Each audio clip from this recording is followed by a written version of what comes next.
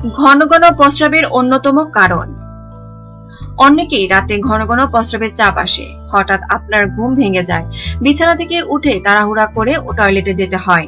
এইরকম ঘন ঘন প্রস্রাবের চাপের যন্ত্রণা থেকে বাঁচতে হলে আজই আপনার খাদ্যের তালিকা থেকে লবণকে না বলুন, কারণ এই লবণই ঘন ঘন প্রস্রাবের অন্যতম কারণ। সম্প্রতি জাপানের বিজ্ঞানীরা ঘন ঘন প্রস্রাবের যন্ত্রণা থেকে এভাবেই মুক্তির পরামর্শ দিয়েছেন। বিজ্ঞানীদের মতে এই ধরনের সমস্যাকে নকটিউরিয়া বলে। সাধারণত 60 বছর বয়সের পরে এই সমস্যা দেখা দেয়। এই কারণে ঘুমের সমস্যা হয় এবং তাদের জীবনযাপনের বিরূপ প্রভাব পড়ে। এই ব্যাপারে 3 শতাধিক স্বেচ্ছাসেবীর উপর একটি গবেষণা চালানো হয়। এতে দেখা যায় লবণ গ্রহণের মাত্রা কমিয়ে দিলেই ঘন ঘন প্রস্রাবের চাপ অনেকটা কমে আসে। খাদ্য তালিকায় কিছুটা পরিবর্তনের সমস্যা থেকে পরিত্রাণ পাওয়া সম্ভব হলে মনে করেন যুক্তরাজ্যের চিকিৎসকরা। নাগাসাকি ইউনিভার্সিটির গবেষকরা এ বিষয়ে গবেষণার ফলাফল লন্ডনে ইউরোপিয়ান সোসাইটি অফ ইউরোলজি কংগ্রেসে উপস্থাপন করেছেন।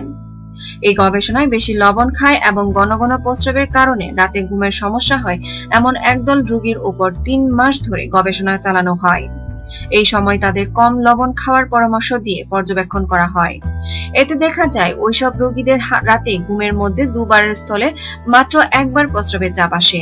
আর যাদের দিনে এই সমস্যাটি ছিল তাদেরও অনেকটা উন্নতি হয়েছে। অন্যদিকে গবেষণায় সুস্থ 94 জনকে অতিরিক্ত লবণ খাওয়ানোর পর দেখা যায় তাদের রাতে ঘন ঘন প্রস্রাবের চাপ আসে এবং ঘুমেরও ব্যাপক ক্ষতি হয়।